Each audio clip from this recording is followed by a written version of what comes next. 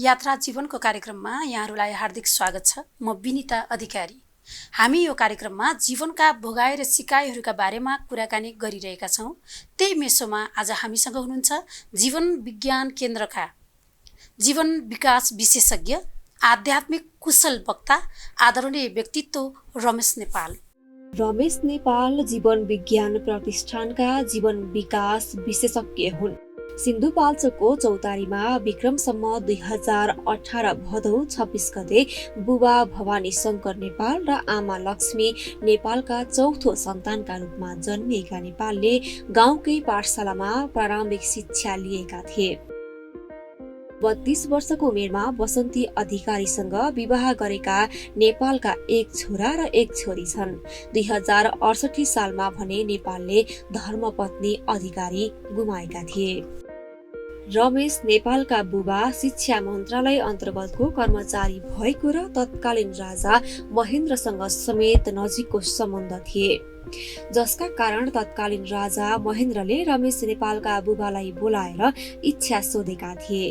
तत्कालीन राजाले जग्गा दिन खोजेको भए पनि बुबा भवानी शङ्करले भने स्कुल आवश्यक रहेको भनेपछि सिन्धुपाल्चोकको डडुवामा विद्यालय स्थापना भएको थियो। विद्यालय सुरु भए पनि विद्यालय आउने बालबालिकालाई ल्याउन भने धेरै मेहनत गर्नु परेको नेपालको सम्झनामा अझै पनि ताजै छ। आफ्नो बुबाले गाउँमा विद्यालय खोलेपछि नेपालले समेत गाउँमै प्रारम्भिक शिक्षा लिने अवसर पाएका थिए। नेपालकै बुबाले विद्यालय सञ्चालन गरेको कारण अहिले समेत त्यो विद्यालयको नाम भवानी शङ्कर माध्यमिक विद्यालय बनेको छ।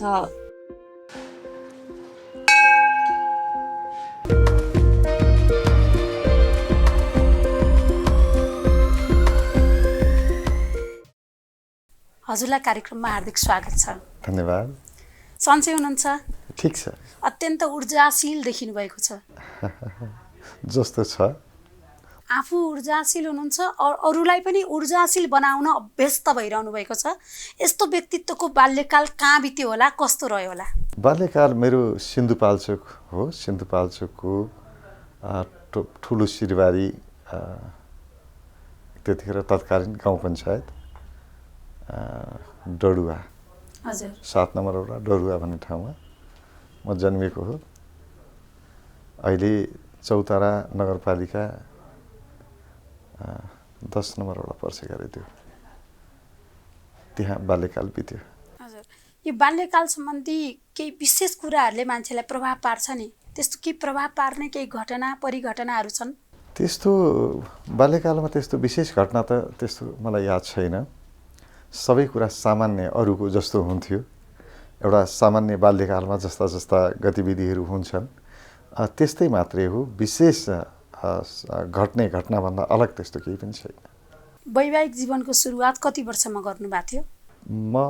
मेरो बिहा गर्दाखेरि म 32 वर्षको थिएँ। अलि ढिला नै बिहा गरे हो। हजुर, 32 वर्षको हुनुहुन्थ्यो भने पछाडि यो आध्यात्मिक तिरको झुकाव कसरी बढ्यो, यसका प्रति मोह कसरी जाग्यो?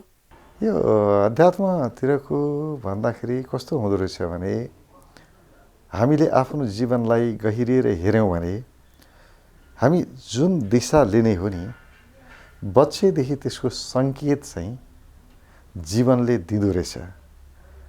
अब त्यसलाई हामीले कसरी लिन्छौँ, कसरी बुझ्छौँ, त्यो मात्रै कुरा हो। मलाई एउटा कुरा आश्चर्य लाग्छ, हामी जुन केटाकेटी थियौँ, हाम्रो परिवार धार्मिक परिवार, मेरो बुवा आमा श्री वैष्णव हुनुहुन्थ्यो। त्यसकारण पूजा प्रार्थना, पाठ जप इत्यादि हुन्थ्यो। तर ध्यान भनेको के हो चाहिँ थाहा थिएन।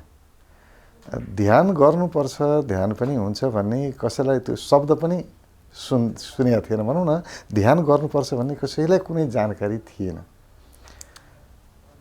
त्यस्तो बेलामा म सानो, मलाई लाग्छ त्यही 7 वर्ष 8 वर्षको हुँदाखेरिको कुरा होला। हाम्रो गाउँमा अलिकति हाम्रो घरभन्दा माथि हाम्रो बारी थियो। त्यो बारीभन्दा माथि खरबारी थियो। खर चाहिँ त्यो घर छाउनको लागि खर पाल्ने परम्परा त्यस्तो हुन्थ्यो, खरबारी भनेर छुट्टै हुन्थ्यो। त्यो खरबारी थियो, त्यो खरबारी भन्दा माथि चाहिँ फेरि जङ्गल थियो। त्यो जङ्गल र खरबारीको बिचमा अथवा त्यो सिमानामा एउटा रुख थियो, त्यसलाई बाँझको रुख भन्थे, अब बाँझा रुख भन्थे, अब के को रुख अहिले त्यो सबै थाहा छैन, बाँझ भन्थे जस के हो। त्यो रुखको फेदमा एकपटक म पुगेँ, केटाकेटी हो, खेल्दै खेल्दै त्यहाँ पुगेँ होला। त्यहाँ बसेपछि एकछिन त्यो रुखमा थकाइ मारेर बसेको, चुपचाप लागेर बस्दाखेरि कस्तो आनन्द आयो मलाई। अब त्यो आनन्दको अनुभव भयो। अब मैले चाहिँ के बुझेँ भन्दै नि मनमा चाहिँ के लाग्यो भने त्यही रुखको फेदमा मात्रै त्यो आनन्द आउँछ भन्ने लागेर म त्यो रुखको फेदमा बस्थेँ। त्यहाँ गएर बस्दाखेरि आँखा बन्द गरेर यसरी चुपचाप बस्ने, कहिलेकाहीँ त 45 मिनट, 1 घन्टा, 1.5 घन्टा पनि बस्ने। त्यसरी म कमसेकम पनि पटक पटक त्यहाँ गएपछि कमसेकम पनि आधा घन्टा 45 मिनट त बस्ने, किनभने आनन्द आउँथ्यो। र अर्को एउटा आश्चर्यको कुरा के हो भने मैले त्यो बेलामा, हाम्रो बेलामा हामी केटाकेटी हुँदाखेरि योग के हो, ध्यान के हो त्यस्तो त गाउँमा हुँदैन थियो, कसले जाने हुन्थ्यो। र त्यस्तो बेलामा पनि म पद्मासनमा बस्थेँ। त्यो पद्मासन कसरी भयो, कसरी त्यस्तो आसन बन्यो होला, अहिले पनि मलाई एउटा अचम्मै लाग्छ। त्यो बेलामा पनि पद्मासनमा बसेर त्यहाँ बस्दाखेरि मलाई आनन्द आउँथ्यो अनि बस्थेँ। अभ्यस्त भए पछाडि त पद्मासनमा बस्न गाह्रो हुन्छ। गाह्रो हुन्छ। त्यो बच्चा बेलामा कसरी आसन बन्यो त्यो पनि थाहा छैन। र त्यही मात्रै, फेरि अन्त होइन, त्यही बाँझको रुखमा मात्रै, त्यहाँ मात्रै त्यसरी बस्ने भयो। त्यो रुखमा त्यसरी बसेको पछि चाहिँ बिचबिचमा हराउँछ, यो जान्छ कहाँ जान्छ, घरमा त हुन्छ नि खोज तलास।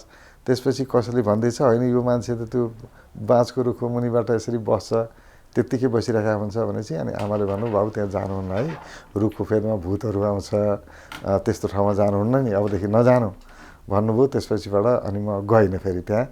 त्यो बच्चामा मलाई त्यो याद आउँछ। त्यसरी एक प्रकारले भन्ने हो भने त्यो क्षण धेरै समय त होइन होला, मैले थाहा छैन कति पटक गएर त्यो रुखमा बसेँ। पछि आमाले जानुहुन्न, भूत आउँछ भनेपछि म गइनँ त्यहाँ। त्यो अवधि चाहिँ बडो याद छ। त्यतिखेरको त्यो मिठास, त्यो शान्ति, त्यो आनन्द अचम्मको के बसिरह्यो त्यत्तिकै आनन्द। अब ध्यान बिना त थाहा छैन मलाई, मात्रै गएर बस्ने त हो नि। त्यो बस्दैखेरिको आनन्द आउँथ्यो। त्यो चाहिँ मैले बच्चैदेखि अनुभव गरेको छु। अहिले मलाई लाग्छ अध्यात्मको सुरुवात त्यहीँबाट पो भएको हो कि भन्ने मलाई लाग्छ। हजुर, अध्यात्मको कुरा उठ्दै गर्दा मलाई यो अध्यात्म र धर्म बिचको फरक के हो भनेर सोध्न मन लाग्यो। अनि अध्यात्म अथवा धर्मलाई मान्छेले एउटै नजरले हेरिरहेछन् होइन, अनि पूजा र आस्थामा के फरक छ? पहिलो कुरा धर्म र अध्यात्ममा के फरक छ? धर्मको अर्थ हुन्छ धारणा, कुनै पनि विषयलाई धारण गर्नु। राम्रो विषय, जुन विषय धारण गर्दाखेरि आफ्नो हित हुन्छ, फाइदा हुन्छ, राम्रो अनुभव हुन्छ, त्यस्ता विषयहरू, ती विषयहरूमा भगवानहरू पनि पर्न सक्छन्, अरू कुनै क्रियाकर्महरू पर्न पनि सक्छ। कुनै पनि विषयलाई धारण गर्नु धर्म हो। धर्मले अरूबाट सुख खोज्छ। जस्तो धर्मले भन्छ यो भगवानको तिमी आराधना गर, वन्दना गर, पूजा गर, प्रार्थना गर, पाठ गर, जप गर, तिम्रो हित हुन्छ, तिम्रो फाइदा हुन्छ। यो व्यक्तिको गर अथवा यस्तो तरिका गर, यो आफूभन्दा बाहिर धर्मले सुख खोज्छ। अध्यात्मले आफूमा सुख खोज्छ। अध्यात्मको अर्थ हुन्छ आफूबाट सुखको खोजी गर्नु। सुखको लागि, अब सुख भन्दा के भने नि हरेक व्यक्तिको खोज त सुख हो। चाहे सम्पत्तिमा सुख खोजोस्, चाहे भोगमा विलासितामा सुख खोजोस्, चाहे पूजा प्रार्थनामा सुख खोजोस्, खोजेको त सुखै त हो नि। स्वर्गमा गएर सुख खोज्नेहरू छन्। अहिले सुख नपाए पनि त मरेपछि राम्रो कर्म गरौँ, मरेपछि सुख पाइन्छ। स्वर्ग किन जाने, त्यही सुख पाइन्छ भनेर जाने त हो नि। मान्छे भट्टी जान्छ, किन जान्छ, त्यही सुख पाइन्छ भनेर जाने त हो नि। सुख मानिसको खोज हो, चाहे जे गरोस्। कर्म सुख पाउनको लागि भनेर गर्छ, तर दुःख पाउला त्यो अलग कुरा हो, जानेन त्यो बेग्लै कुरा हो। बाटो गलत होला तर खोजेको चाहिँ सुखै हो। त्यसकारण यो सुख कहाँ छ त भनेर पहिलादेखि खोजी हुँदै आयो। जब मानवको विकास हो, मानिस बन्यो, यो मानव इतिहासको पहिला सुरुवातदेखि नै सुखको खोजी त हुँदै गयो र जसले आफूमा सुख खोज्यो त्यसलाई आध्यात्मिक व्यक्ति भनियो, जसले अरूबाट सुख खोज्यो त्यसलाई धार्मिक व्यक्ति भनियो। फरक त्यति मात्रै हो। त्यसो भए धर्म अथवा अध्यात्म पूजा हो कि आस्था हो? हेर्नुहोस्, आस्था हामीले सोच्छौँ नि धर्म भनेको गेरु वस्त्र पहिरिने हो, मठ मन्दिरहरूमा गएर मूर्ति पूजा गर्ने हो। त्यसपछि आस्था धर्म अथवा पूजाभन्दा फरक हुनसक्छ? होइन, आस्था नभए त पूजा हुँदैन। जसप्रति आस्था छ, म आस्था विश्वास छ, यसले मलाई राम्रो गर्छ भन्ने विश्वास छ, आस्था छ, त्यसैलाई पूजा गरिन्छ। जसप्रति आस्था छ त्यसैको गुणगान गाइन्छ, उसैको भजन गाइन्छ, उसैको मन्त्र जपिन्छ, उसैको प्रार्थना गरिन्छ। आस्था नभइकन त केही गर्दैन मान्छेले। तर मूल कुरा बुझ्नुपर्ने कुरा के हो भने नि, यो आस्था या विश्वास भनिन्छ नि,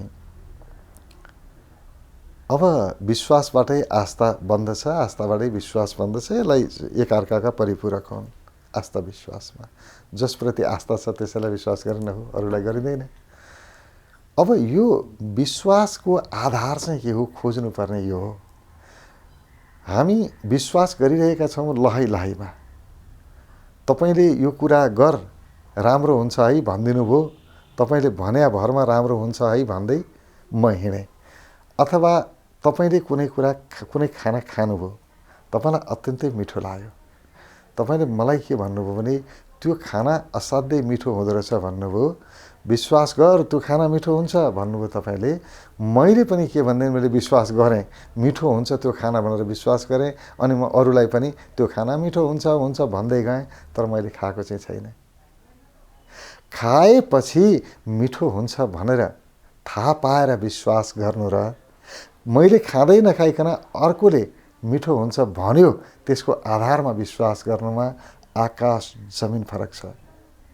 हामी ईश्वरप्रति भरोसा गर, ईश्वरलाई विश्वास गर भनेर भन्छौँ। ईश्वर जानेको छ, कहिले ईश्वर देख्या छ, ईश्वरलाई भोगेको छ, ईश्वरको अनुभूति गरेको छ, ईश्वरको त्यो रस लिएको छैन भने कसरी विश्वास गर्नु? मैले जान्दै नजाने चिजको म विश्वास गरौँ कसरी? यो विश्वास त दुई कौडीको रहँदैन। यो विश्वास सधैँ टिकाउ हुँदैन। त्यही भएर त यहाँ विभिन्न प्रकारका धर्मान्तरणहरू भइरहन्छन्। सधैँ एउटा सम्प्रदायबाट व्यक्ति अर्कोमा जान्छ, एउटा धर्मबाट अर्कोमा जान्छ। दौडिएको किन छ भने यही अनुभूति बिनाको विश्वास, आफूले नभोगेको कुराको विश्वास भएको हुनाले त्यो खलबलिन्छ, मान्छेले अरूतिर गइरहन्छ। त्यसकारण हेर्नुहोस्, एउटै काम गर्नुपर्छ। यदि विश्वास गर्नु छ कसैप्रति, अध्यात्म या धर्म कसैप्रति विश्वास गर्नु छ, कुनै पनि भगवान ईश्वरप्रति विश्वास गर्नु छ भने एउटै प्रयास गर्ने, भगवानलाई कसरी जान्न सकिन्छ, ईश्वरलाई कसरी जान्न सकिन्छ। मैले जान्न सक्छु भने ईश्वर छ, मैले यो जीवनमा जान्न सक्दिनँ भने ईश्वर छैन। आफूले जान्न नसक्ने ईश्वरलाई छ भनेर भन्दै हिँड्नु यो पटक्कै बुद्धिमानी हुँदैन। पहिला खोजौँ, बुझौँ, पाइँदो रहेछ कि पाइँदो रहेछ हेरौँ, अनि मात्रै विश्वास गरौँ। यहाँ दुई प्रकृतिका मान्छेहरू रहे। एउटा व्यक्तिहरू नास्तिक रहे जसले खोजी नै गरेनन्, त्यत्तिकै ईश्वर छँदै छैन भन्दै हिँडे। अर्का आस्तिकहरू रहे, उनीहरूले पनि खोजी नै गरेनन्, गर्दै नगरी त्यत्तिकै ईश्वर छ भन्दै हिँडे। छ भन्नेलाई पनि ईश्वर छ कि छैन थाहा छैन, छैन भन्नेलाई पनि ईश्वर छ कि छैन थाहा छैन। छ कि छैन थाहा पाउनुपर्छ पहिला, त्यही थाहा पाउने विधालाई अध्यात्म भनिन्छ। जीवन विज्ञानको कुरा आयो, जीवन विज्ञान केन्द्रको जीवन विकास विशेषज्ञ पनि हुनुहुन्छ। अस्ति 18 गते 11औं वार्षिकोत्सव मनाइरहनु भएको थियो। खासमा जीवन विज्ञान केन्द्र के उद्देश्यका लागि स्थापना भएको हो? जीवन विज्ञान स्थापनाको एउटै मात्रै उद्देश्य हो, व्यक्ति स्वयंभित्र अथाह सम्पत्ति लुकेको छ। आफैभित्र रहेको क्षमतालाई, शक्तिलाई नजानेर नचिनेर व्यक्ति मगन्ते भएको छ, अरूसँग मागेर हिँडिरहेको छ। म हेर्नुहोस्, यहाँ सबै माग्ने नै जस्ता छन्। हामी के गर्छौँ भने अलिकति खुसी हुनु पर्यो भने नि अरूको भरमा रहन्छौँ हामी। ए श्रीमती अलिकति खुसी देऊ न मलाई, श्रीमान अलिकति खुसी देऊ, साथीभाइ खुसी देऊ। हामीले अरू चिज मागे होइन, खुसी नै मागेको हो। जबकि मानिस खुसीको भण्डार हो। ऊ आफैभित्र यति आनन्द छ, यति खुसी छ, यति शान्ति छ, हिसाब छैन। आफू आनन्दको भण्डारै बोकेर हिँडेको छ र अरूसँग आनन्द मागिरहेको छ। यो देखेर जुन बेलामा आफूभित्रको आनन्दको, त्यो परम शान्तिको, परमानन्दको बोध भयो, त्यहीँबाट एउटा इच्छा मनमा के जाग्यो भने हरेक व्यक्ति आनन्दको खजाना लिएर आएको छ, क्षमता लिएर जन्मिएको छ। के छैन मान्छे, के बन्न सक्दैन व्यक्ति, के हुन सक्दैन, के गर्न सक्दैन मान्छे। हरेक कुरा गर्न सक्ने क्षमता छ, तर उसको क्षमता, उसको सम्भावना थियो, त्यो सम्भावना त्यत्तिकै सम्भावनामै मर्यो। उसले आफ्नो क्षमता जगाउन सकेन। न खुसी हुने क्षमता जगायो, न शान्त हुने क्षमता जगायो, न समृद्ध हुने क्षमता जगायो। सबै कुरा थियो नि, सुख, शान्ति, समृद्धि तीनटै व्यक्तिभित्रै छ, त्यसको बिउ छ। त्यसलाई जगाउन सकेन। हामीले अलिकति पनि मद्दत गर्न सक्यौँ कसैलाई भने यो तनावग्रस्त जीवन, अहिलेको यो जुन दौडधुप छ, जुन प्रतिस्पर्धा छ, यसबाट मान्छे त हेर्नुहोस् कसरी बाँच्या छ। त्यो आगोको भुङ्रामा राख्या जस्तो छ हो मान्छेलाई, त्यति छटपटीमा बाँच्या छ मान्छे। दिनै अराजक बन्दैछ। त्यही त्यसैको प्रतिफल अराजकता हो। अब के गरोस् त बिचारो, यति छटपटी छ, भित्रबाट यति पीडा छ, के गरौँ के गरौँ। यो मान्छे त यस्तो, मैले भने नि आगोको भुङ्रामा हालेको जस्तो स्थितिमा मान्छे छ। त्यसकारण त्यसलाई अलिकति पनि हाम्रो कारणले थोरै पनि शान्ति पायो, सुखको अनुभूति गर्यो, अरूको भरमा होइन, आफ्नै अरूको प्रभावबाट होइन, आफ्नो स्वभावबाट आफूले खुसी उत्पन्न गर्ने कला सिक्यो भनेदेखि योभन्दा ठुलो पुण्यको कार्य अरू के हुन सक्छ? अरूलाई सुख दिनुभन्दा ठुलो केही होइन नि त।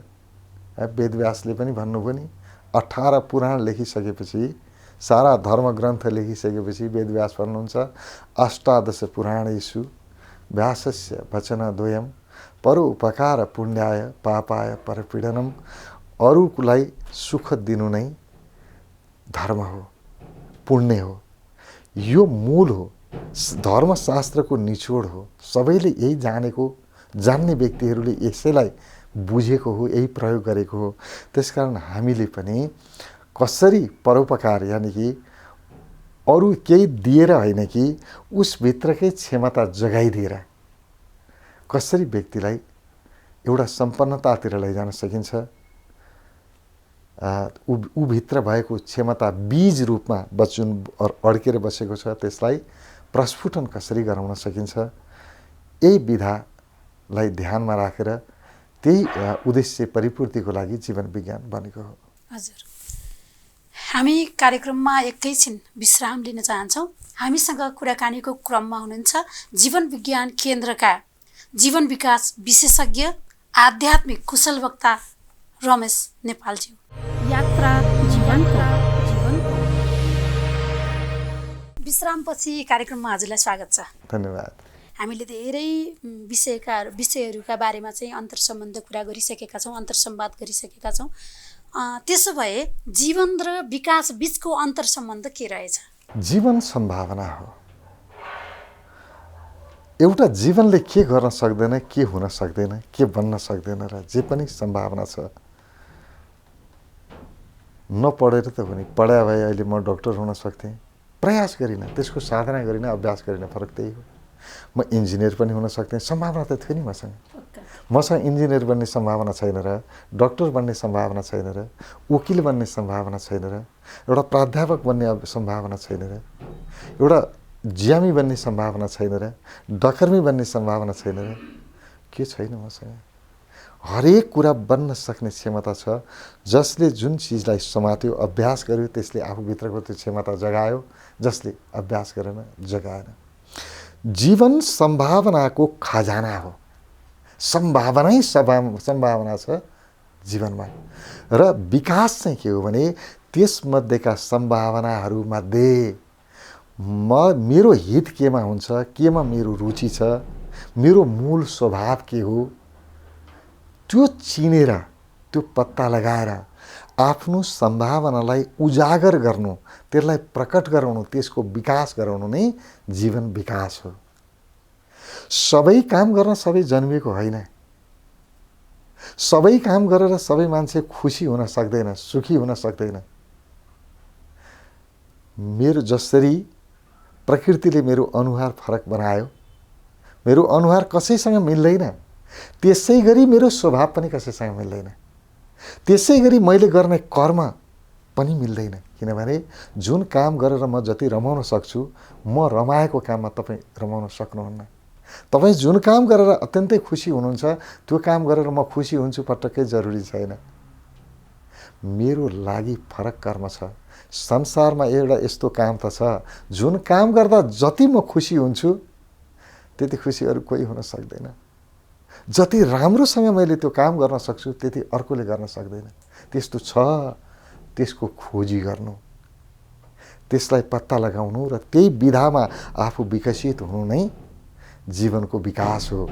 जीवनको विकास हामीले भनेको जस्तो अब विकास त प्रकृतिले गर्दैकै छ नि। मान्छे जन्मिन्छ, ठुलो युवा हुन्छ, वृद्ध हुन्छ, त्यो विकास त आफै भइरहेको छ नि। त्यो विकासको कुरा गरिनँ मैले आफूले गर्न सक्ने जुन क्षमता हामीलाई प्रकृतिले दिएको छ, ईश्वरले दिएको छ, हामीलाई सम्भावना दिएको छ। त्यो कुन सम्भावनालाई प्रकट गराउने, त्यो हाम्रो हातमा।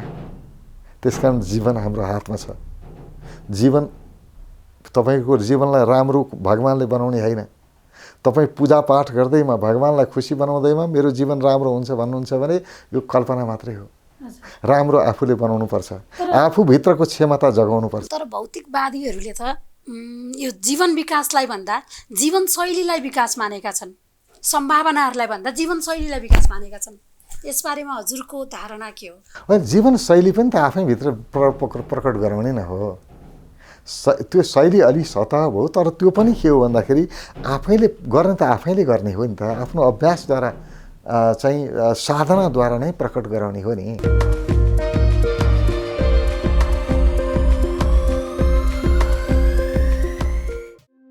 सिन्धुपाल्चोकको तत्कालीन ठुलो सिरुबारी गाउँ पञ्चायत डडुवाको वडा नम्बर 7 मा जन्मिएका नेपालको बाल्यकालमै ध्यानमा रुचि रहेको थियो।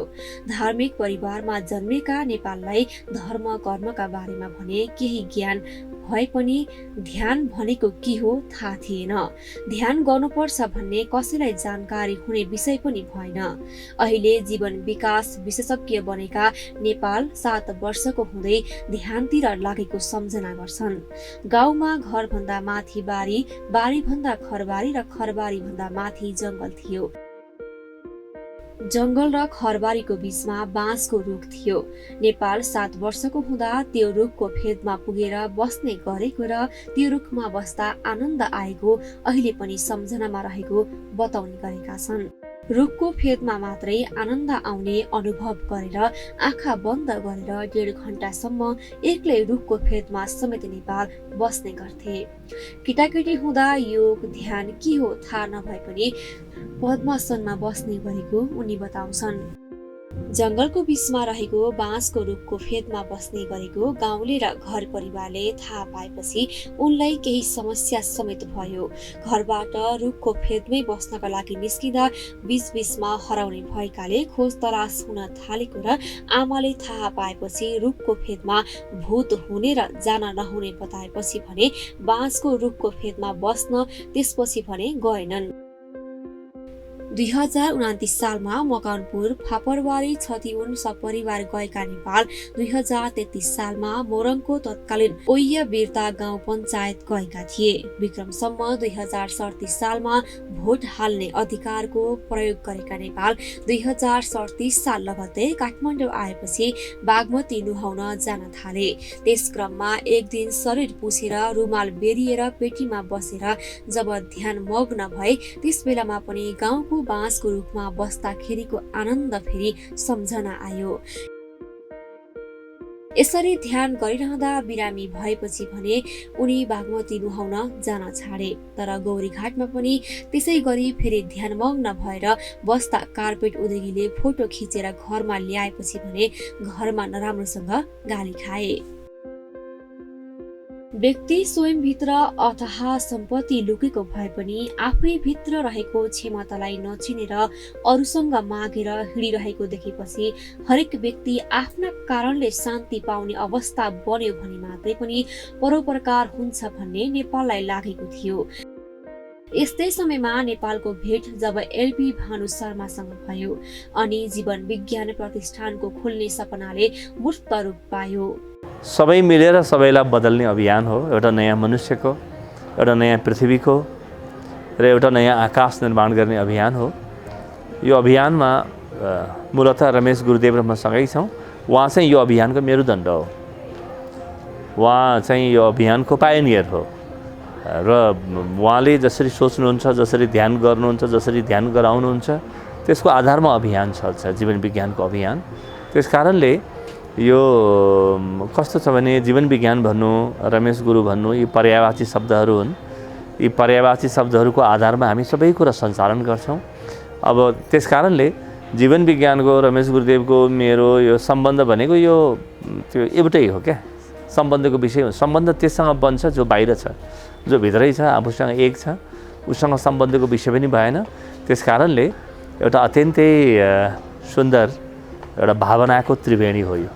विक्रमसम्म 2067 साल फागुन 18 गते जीवन विकास प्रतिष्ठानको स्थापना भयो, जुन प्रतिष्ठानले 11 वर्षको अवधिमा संसारका विभिन्न 10 वटा मुलुकमा काम गर्दै आएको छ।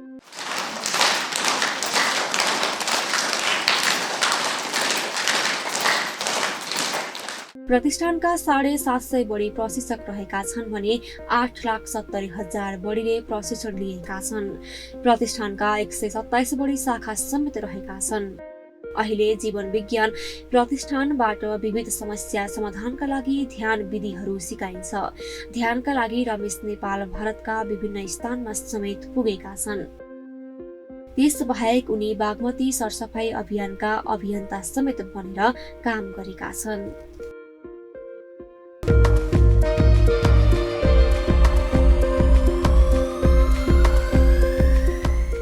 आधुनिक समाज त अध्यात्म भन्दा निकै पर छ नि। बुझ्यो भने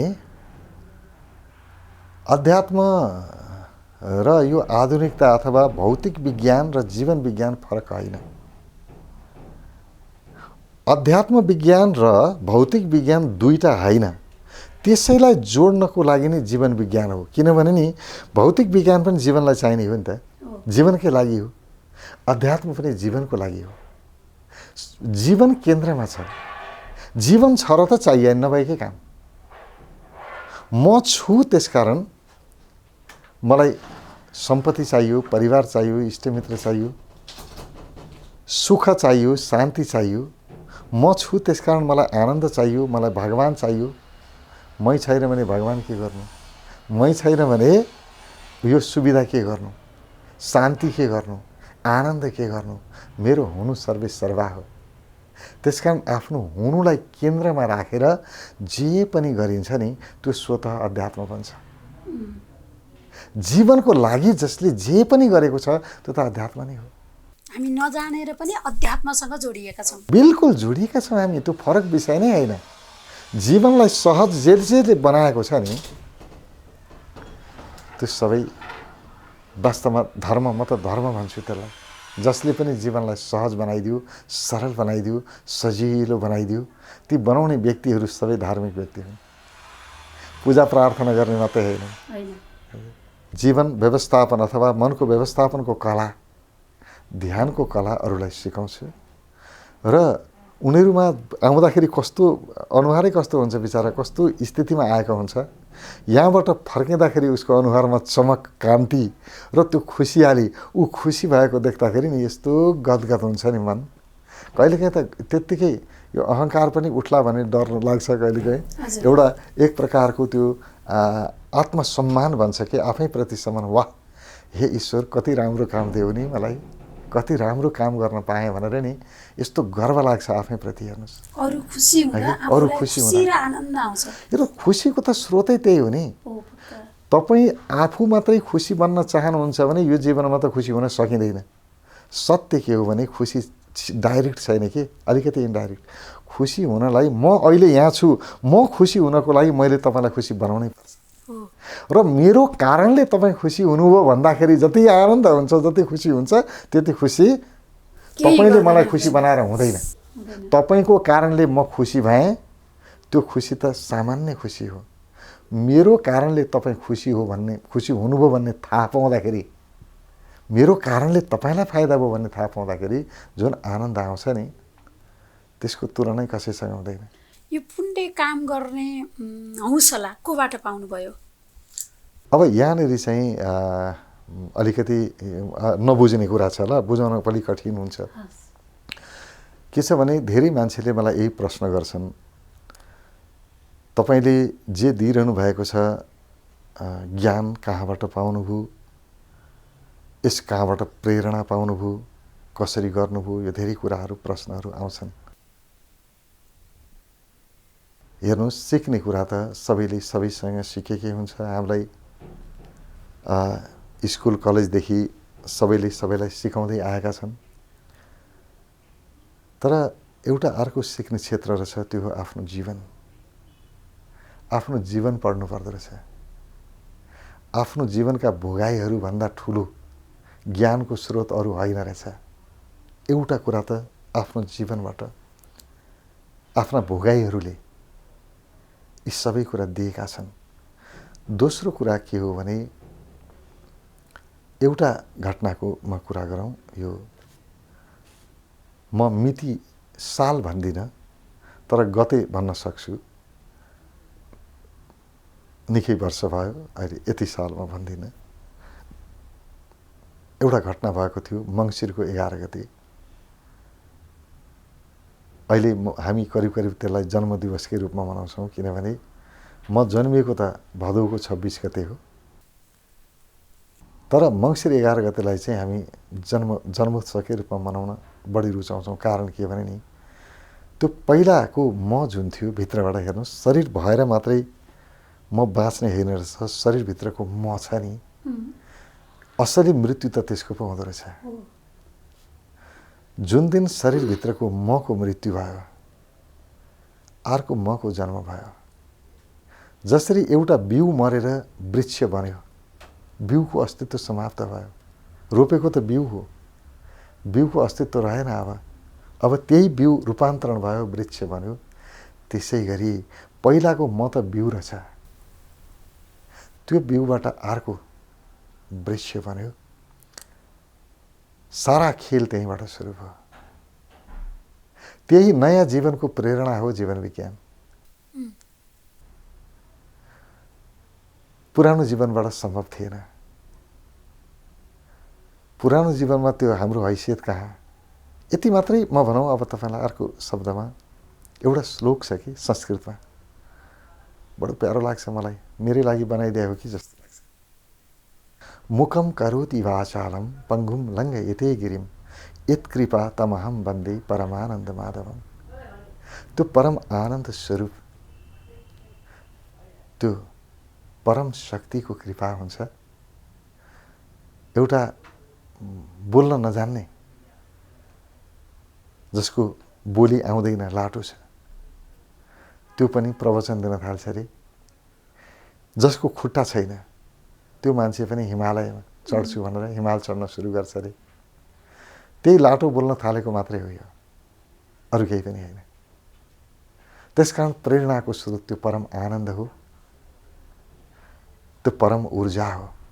3 प्रकारको ऊर्जा हुन्छ। एउटा जगत ऊर्जा, बाहिर ऊर्जा छ, शक्ति छ।